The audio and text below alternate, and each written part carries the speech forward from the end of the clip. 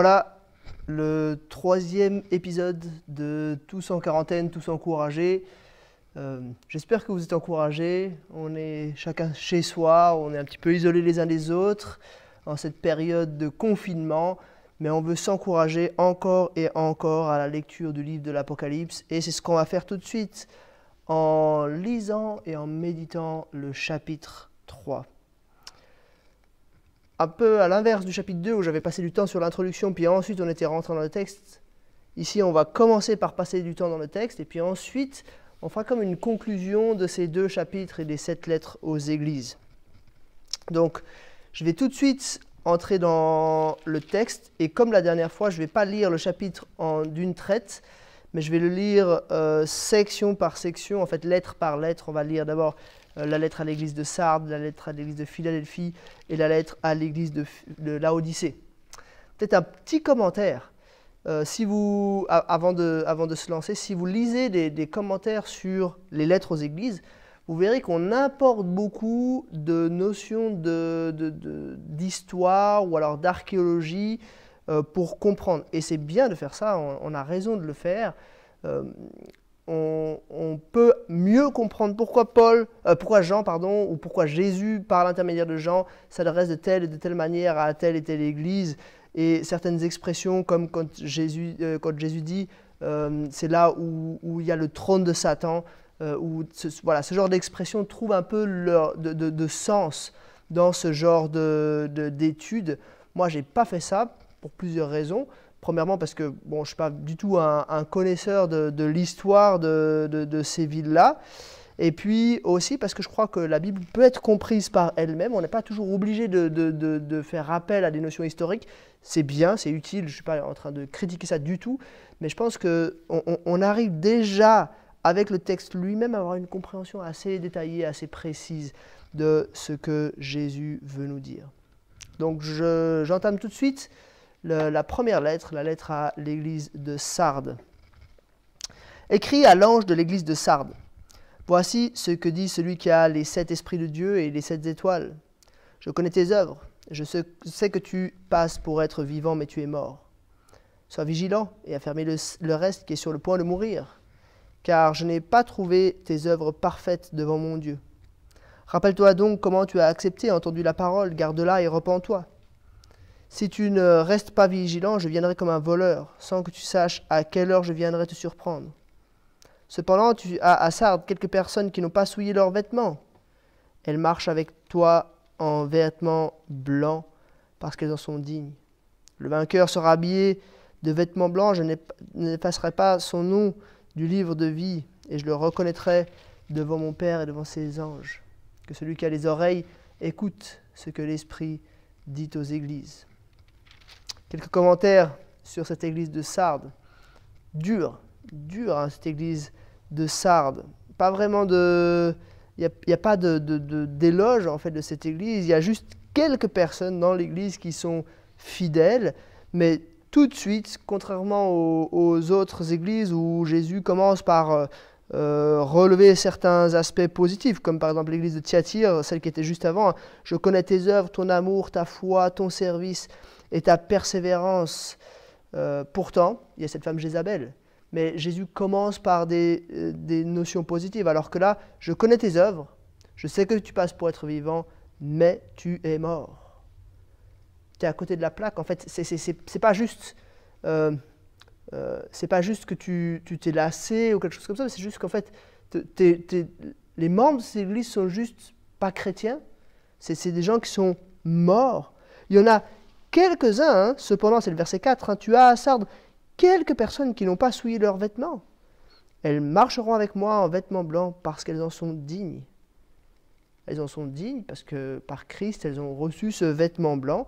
On en reparlera dans les chapitres qui suivent de ce vêtement blanc. Mais en tout cas, une église morte, donc une église de gens qui ne sont pas régénérés. La plupart des gens de cette église ne sont pas régénérés. Donc c'est un appel en fait à revenir à l'évangile. Rappelle-toi donc comment tu as accepté et entendu la parole. Garde-la et repens-toi. Souviens-toi des gens qui t'ont implanté à l'époque et maintenant peut-être fait le ménage ou voilà, revient à Dieu. Et du coup, ça fait du sens qu'il soit dit, Jésus se présente comme celui qui a les 7 esprits de Dieu et les 7 étoiles. Les 7 esprits de Dieu, donc le Saint-Esprit, c'est lui qui maîtrise et qui sait et qui commande le Saint-Esprit, qui agit dans ces églises. Et les 7 étoiles, les 7 responsables de cette église. Jésus tire vraiment la sonnette d'alarme par rapport à cette église en disant « Vous êtes morts, vous êtes à côté de la plaque ». Et puis, le mot de la fin, le vainqueur, justement, sera habillé de vêtements blancs. Celui qui appartiendra vraiment à Christ, celui qui sera vraiment trouvé vivant, sera habillé de vêtements blancs. Mais pas seulement, je n'effacerai pas son nom du livre de vie, et je le reconnaîtrai devant mon Père et devant ses anges. Donc il sera accepté, il y aura son nom dans le livre de vie. Il sera avec moi pour l'éternité. L'église de Philadelphie maintenant. Je lis le texte. Écrit à l'ange de l'église de Philadelphie. Voici ce que dit le Saint, le véritable, celui qui a la clé de David, celui qui ouvre et personne ne pourra fermer, celui qui ferme et personne ne pourra ouvrir. Je connais tes œuvres. Voici, j'ai mis devant toi une porte ouverte que personne ne peut fermer. Parce que tu as peu de puissance et que tu as gardé ma parole sans renier mon nom, je te donne des membres de la synagogue de Satan, qui se prétendent juifs sans l'être et qui mentent. Je les ferai venir se prosterner à tes pieds et reconnaître que je t'ai aimé. Parce que tu as gardé mon ordre de persévérer, je te garderai aussi à l'heure de la tentation qui va venir sur le monde entier pour mettre à l'épreuve les habitants de la terre. Je viens bientôt. Tiens ferme ce que tu as, afin que personne ne prenne ta couronne. Du vainqueur, je ferai un pilier dans le temple de mon Dieu. Il n'en sortira jamais. J'écrirai sur lui le nom de mon Dieu, celui de la ville de mon Dieu, la nouvelle Jérusalem qui descend du ciel, d'auprès de mon Dieu, ainsi qu'un nom nouveau. Que celui qui a les oreilles écoute ce que l'Esprit dit aux églises. Une église remarquable. C'est une église à laquelle Jésus fait aucun reproche. Une église qui est fidèle en tout point. J'ai mis devant toi une porte ouverte que personne ne peut refermer parce que tu as peu de puissance et parce que tu as gardé ma parole sans renier mon nom et je te donne des membres de la synagogue de Satan. Donc en fait, il a mis devant eux une porte ouverte dans le sens une possibilité d'annoncer la parole de Dieu, une porte ouverte pour que l'évangile progresse. Et même des membres de la synagogue de Satan se présenteront, ils reconnaîtront que je t'ai aimé et ils se tourneront vers Christ. Donc, une église qui est fidèle et qui accomplit son œuvre d'être un témoin dans le monde. Une église qui sera gardée à l'heure de la tentation sur le monde entier parce qu'elle a été fidèle. Et puis il y a juste une exhortation. Tiens ferme ce que tu as, afin que personne ne prenne ta couronne. Une église faible, mais fidèle. Une église, Jésus le dit, qui a peu de puissance, mais qui a gardé sa parole sans renier son nom. Voilà une église qui donne envie. Et qui, voilà, avec l'église aussi de Smyrne, qui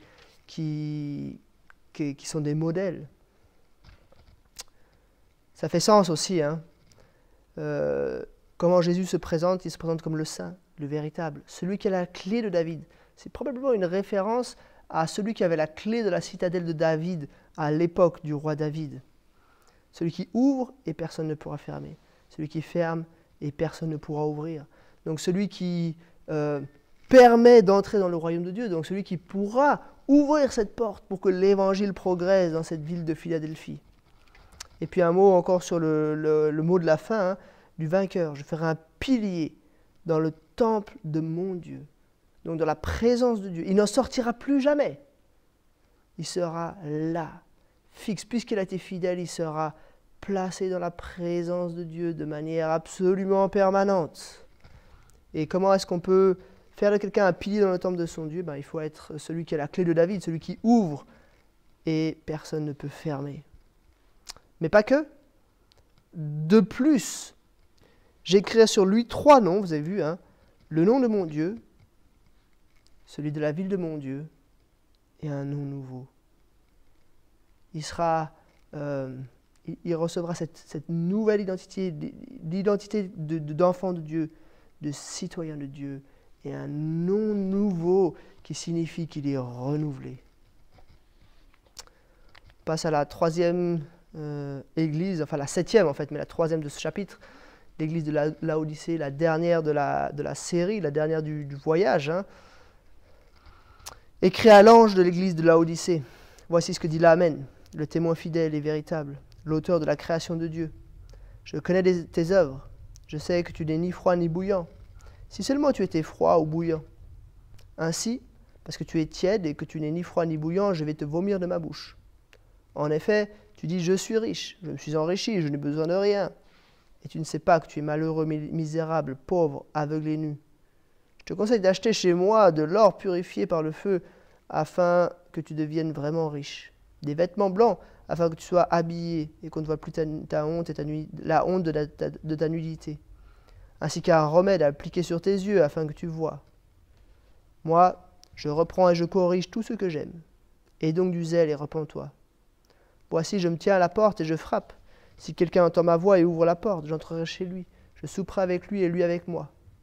Le vainqueur, je le ferai asseoir avec moi sur mon trône, tout comme moi aussi, j'ai vaincu et me suis assis avec mon Père sur son trône. Que celui qui a des oreilles écoute ce que l'Esprit dit aux églises. Ah, là, c'est l'Église qui a mis Jésus dehors, en fait. Jésus, il se présente comme celui qui est en train de taper à la porte de cette Église en attendant que quelqu'un daigne le laisser entrer. Jésus est prêt à retourner là, mais il a été mis dehors de cette Église. Une Église tiède. Elle n'est pas morte, comme c'était le cas de l'Église de Philadelphie, de Sardes. Elle n'est pas morte comme l'Église de Sardes, mais elle est tiède. Elle a mis Jésus dehors. Elle se croit riche. Elle se croit une super Église. Mais en fait, elle est malheureuse, misérable, pauvre, aveugle et nue. Elle a besoin de revenir à Dieu pour trouver l'or véritable, pour trouver le vêtement blanc, pour trouver le remède pour ses yeux. Elle a besoin de laisser Jésus entrer. Elle a besoin d'être renouvelée à ce niveau-là. Et Jésus se présente comme l'Amen. L'Amen, c'est la vérité. Le témoin fidèle. Donc le témoin fidèle, le témoin de la vérité, justement. L'auteur de la création de Dieu, celui qui a créé toutes choses. Et puis, le vainqueur sera avec lui sur le trône. Donc une grosse promesse. Mais il faut le laisser entrer. Il faut que l'Amen, le témoin fidèle, l'adoration, le créateur, l'auteur de la création de Dieu ou le principe de la création de Dieu puisse entrer dans cette Église pour être le Seigneur de cette Église. Voilà, on arrive au bout des 7 lettres et puis maintenant je vous propose de juste passer en revue parce que c'est intéressant de voir un peu ces 7 lettres comme en parallèle les unes des autres. Et j'essaie juste de résumer en quelques mots ce que Jésus dit à chacune de ces 7 églises. À Éphèse, il dit à Éphèse, tu as oublié ton premier amour. À Smyrne, il a dit, ne redoute pas ce que tu vas souffrir. À Pergame, il avait mis en garde l'église de Pergame par rapport aux doctrines de Balaam. Donc c'était plutôt des doctrines, des faux docteurs extérieurs à l'église, c'est Nicolaïtes qui essayaient d'influencer en mal cette église. À Thyatire, c'était plutôt des fausses doctrines, mais intérieures. Cette Jézabel, la prophétesse, qui avait une place dans l'église, une place d'enseignement, et qui influençait mal cette église. Ensuite, Sardes, tu es mort, l'église morte. L'église qui est à côté de la plaque. L'église qui a juste besoin d'entendre l'évangile. À Philadelphie, l'église fidèle qui est juste invitée à tenir ferme ce qu'elle a. Et à la Odyssée, une église tiède, une église qui a besoin de laisser Jésus revenir à sa place en son sein. Voilà un peu le message que Jésus laisse à ces 7 églises qui sont dans des situations bien différentes. Et je vous propose maintenant de faire l'exercice suivant. Vous vous souvenez, dans la dernière vidéo, j'avais montré ce slide. Donc là, Jésus, à chaque fois, il se présente de différentes manières. Ensuite, il dit différentes choses à chacune de ces églises. Et puis, il promet des choses différentes à chacune de ces églises. Et on va juste passer en revue ces 7 églises avec ces trois éléments. Jésus se présente, Jésus parle, Jésus promet. Et comme ça va nous montrer en quoi toutes ces 7 lettres sont cohérentes en elles-mêmes. Premièrement, à l'église d'Éphèse. Comment est-ce que Jésus se présente à l'église d'Éphèse? Il se présente en disant qu'il est celui qui tient les étoiles et marche au milieu des chandeliers. Les étoiles, les responsables de ces églises, donc il les a dans sa main et il marche au milieu de ces églises. Il les connaît. Il veut être en relation avec elles. Et à cette église-là, il lui dit, tu as oublié ton premier amour. Donc en fait, l'amour, la relation, en quelque sorte, c'est tari. Et il promet quoi? Le fruit de l'arbre de la vie. Si on réfléchit à Genèse, au livre de la Genèse, c'était quoi le fruit de l'arbre de la vie? Il y avait 2 arbres, hein, l'arbre de la connaissance du bien et du mal, puis l'arbre de la vie. L'arbre de la vie, c'était un peu le symbole de cette alliance avec Dieu. C'est parce qu'ils étaient en relation, en alliance avec Dieu, qu'ils avaient accès à l'arbre de la vie. Donc en fait, ça montre cette relation, ça montre l'amour avec Dieu. Donc vous voyez, il marche au milieu de ces chandeliers, donc il est là, il est en relation avec ces églises, mais cette église-là a oublié son premier amour. Mais ce que Jésus promet à ceux qui seront fidèles, ce sera qu'ils retrouveront cette relation parfaite, le fruit de l'arbre de la vie pour l'éternité. À l'église de Smyrne, comment est-ce que Jésus se présente? Il se présente comme le premier et le dernier, celui qui était mort et qui est revenu à la vie. Et qu'est-ce que Jésus dit à cette église? Il leur dit, ne redoute pas ce que tu vas souffrir. Elle va souffrir, cette église, elle va souffrir dur. Et puis qu'est-ce que Jésus promet à cette église? Vous n'aurez pas de seconde mort. Jésus, il se contente de l'encourager, cette église qui souffre. Et puis comment il se présente? Celui qui était mort et qui est revenu à la vie, celui qui a vaincu la mort, celui par lequel vous allez pouvoir vivre pour l'éternité. Et d'ailleurs, je vous promets, puisque je suis celui qui était mort et qui suis revenu à la vie, je vous promets que vous ne passerez pas par la seconde mort. Et puis entre deux, qu'est-ce que Jésus leur dit? Ne redoutez pas ce que vous allez souffrir. Pourquoi? Parce que quelque chose de meilleur vous attend après. À l'église de Pergame, comment est-ce que Jésus se présente à l'église de Pergame? Celui qui tient l'épée aiguë à 2 tranchants. Et puis l'église de Pergame, elle a ce problème avec les doctrines de Balaam. Et puis qu'est-ce que Jésus promet? Il promet 2 choses, hein, cette manne cachée et ce caillou blanc. C'était quoi le problème de cette église? Il y avait des gens qui enseignaient des fausses doctrines dans cette église. Des gens de l'extérieur. Et Jésus se présente comme celui qui vient trancher. Celui qui vient par sa parole déterminer, mettre un terme à cela. Et si ce n'est pas les gens de l'église qui le font, c'est ce qu'il dit, hein, c'est lui-même qui le fera.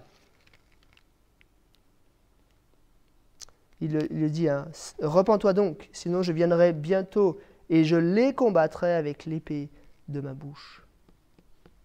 Qu'est-ce que Jésus promet à ces gens? La manne cachée et le caillou blanc. En fait, le problème, c'est que les gens de cette église de Pergame, ils ils étaient peut-être insatisfaits, ils voulaient autre chose, une autre doctrine peut-être plus attirante que l'Évangile. Et Jésus leur dit, moi je vais te donner la manne cachée, je vais te donner... la manne c'était quoi? C'était ce pain délicieux que Dieu avait donné au peuple de Dieu dans le désert. La manne cachée, c'est ça, c'est en fait une pleine satisfaction. Jésus se présente comme le pain de vie. Et il est en train de dire, vous aurez une pleine satisfaction.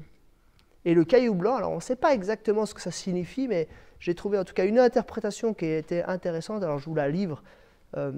Apparemment, les athlètes romains, quand ils gagnaient une compétition, ils recevaient un caillou blanc sur lequel leur nom était inscrit.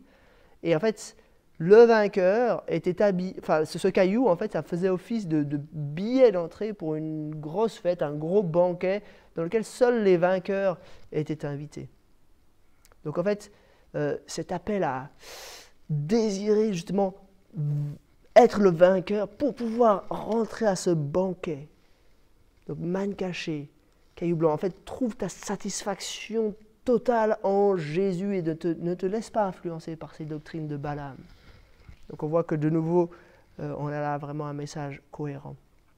À Thyatire, Jésus se présente comme ceci, le Fils de Dieu, celui qui a les yeux comme une flamme de feu et dont les pieds sont semblables à du bronze ardent. Les yeux, celui qui voit tout, qui sonde les reins. Je ne sais pas si vous vous souvenez, hein, il le disait, hein, je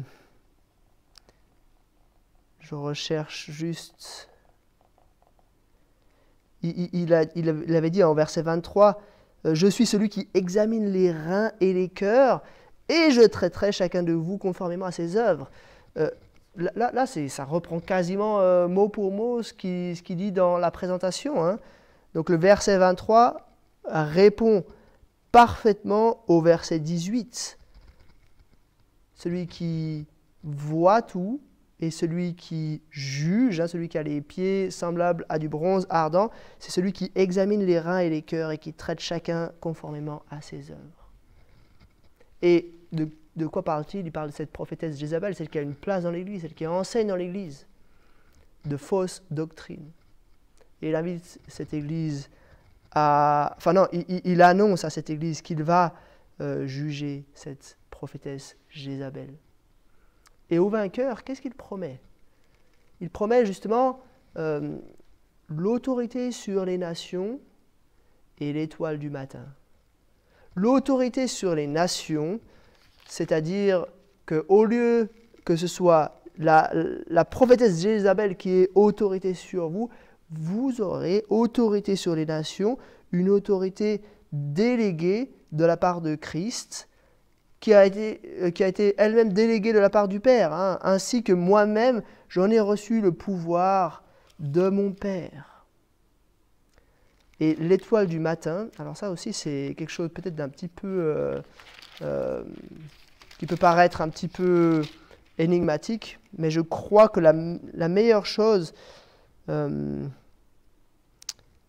meilleure manière de comprendre cela, c'est dans l'Apocalypse elle-même, chapitre 22, verset 16, il est dit « Moi, Jésus, j'ai envoyé mon ange pour vous attester ces choses dans les églises. Je suis le rejeton de la racine de David et son descendant, l'étoile brillante du matin. » C'est Jésus, l'étoile du matin. Donc en fait, vous aurez autorité sur les nations, mais vous serez sous l'autorité de celui qui mérite d'avoir l'autorité, l'étoile brillante du matin, Jésus-Christ. Pas sous l'autorité de Jézabel. Mais vous aurez l'autorité de Christ pour avoir l'autorité sur les nations.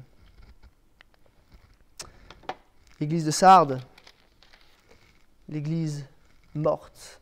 Voilà Jésus se présente comme celui qui a les 7 esprits de Dieu et les 7 étoiles. Donc celui qui tient dans sa main les responsables et celui qui diffuse son esprit dans l'église.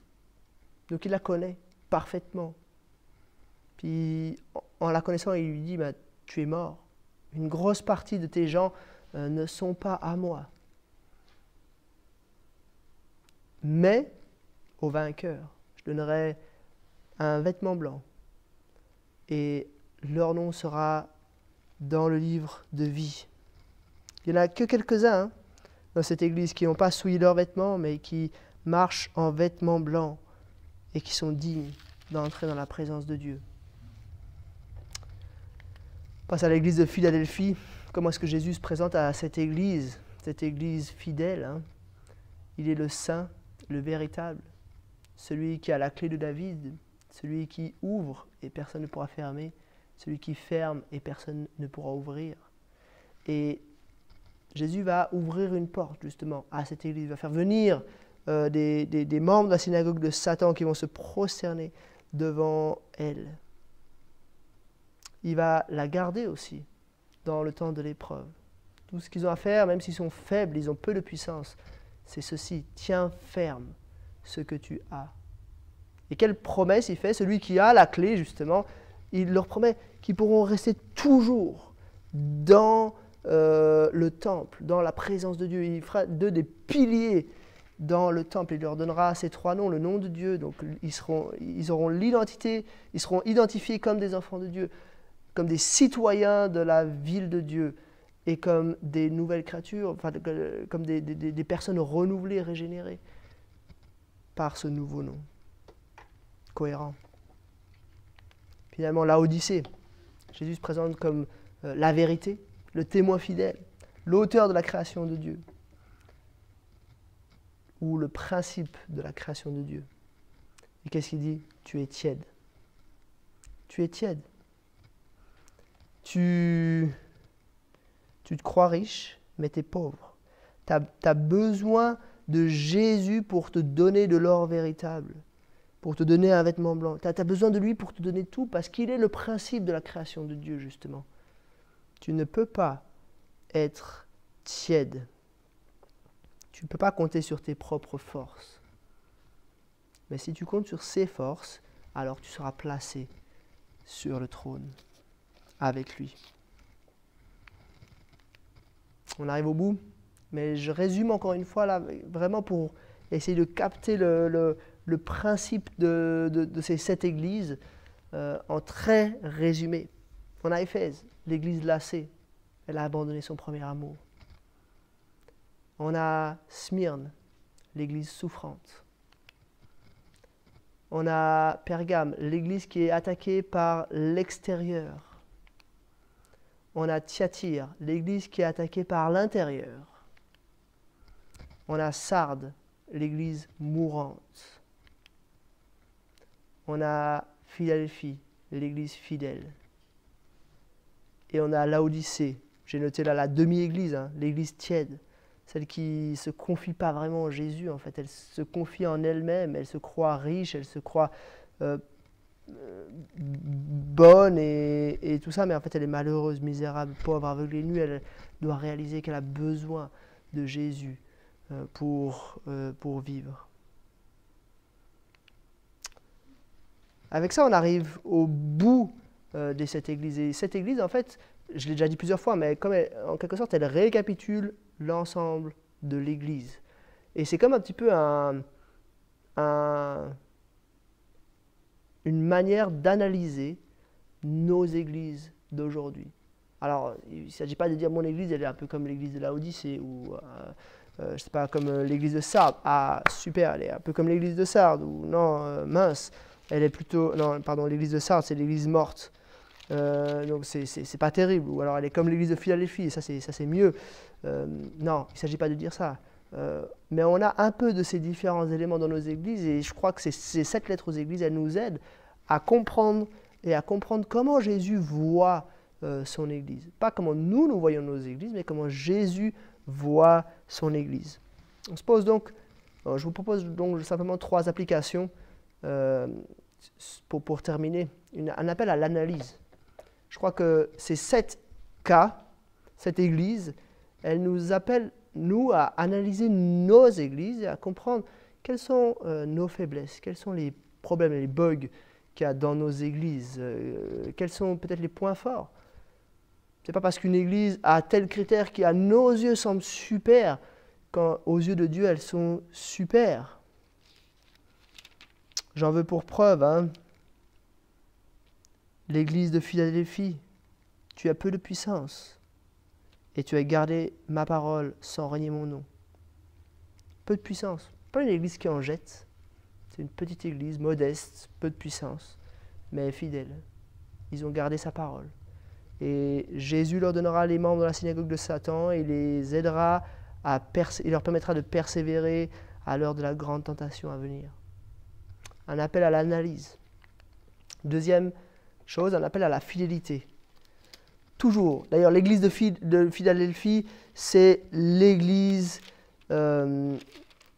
fidèle, l'église vraiment super dans cette liste. Mais plusieurs fois, il y a Jésus relève la fidélité. À Éphèse, il leur dit « Je connais tes œuvres, ton travail et ta persévérance. » Et plusieurs fois, il dit des choses similaires. À Smyrne, il lui dit « Sois fidèle jusqu'à la mort, et je te donnerai la couronne de vie. » À Pergame, il dit « Tu es fermement attaché à mon nom. » À Thyatire, il leur dit « Je connais tes œuvres, ton amour, ta foi, ton service et ta persévérance. » Et justement, à Sardes, c'est ce qui manque. Je sais que tu passes pour être vivant, mais tu es mort. Tu es à côté de la plaque. Et il les invite, sois vigilant et affermis le reste. Et puis finalement, à Laodicée, pour avoir fait les 7, là aussi, il y a un déficit de fidélité. Je connais tes œuvres, je sais que tu n'es ni froid ni bouillant. Si seulement tu étais froid ou bouillant. Puis à la fin, il les encourage. Aie donc du zèle et repens-toi. Je me tiens à la porte et je frappe. Si quelqu'un entend ma voix et ouvre la porte, j'entrerai chez lui, je souperai avec lui et lui avec moi. Donc on a vraiment un appel à la fidélité. Comme si, pour les 7 églises, des fois en bien, puis des fois en manque, en quelque chose qui me manque, Jésus relève la fidélité d'une manière très nette. Ça nous interroge. Est-ce que c'est la première chose qu'on veut vivre? Être fidèle, fidèle à la parole de Dieu, ou est-ce qu'on cherche autre chose dans nos églises? Et puis finalement, un appel à la soumission. On se rend compte à chaque fois, Jésus qui dit « Je connais, je connais, je connais ». Jésus, il est le Seigneur de son Église. C'est lui qui déclare qui est le vainqueur. C'est lui qui amène les récompenses. C'est lui qui a son esprit, qui gère son Église. Il est le grand architecte. Il est le maître de son Église. Et nous devons nous soumettre à lui. Il est notre roi. Et je crois qu'on le voit de manière particulièrement claire ici. Il est ce roi qui siège, qui trône au milieu de ces chandeliers et auquel nous devons nous soumettre en toute humilité. Voilà quelques pensées et quelques applications sur Apocalypse chapitre 3.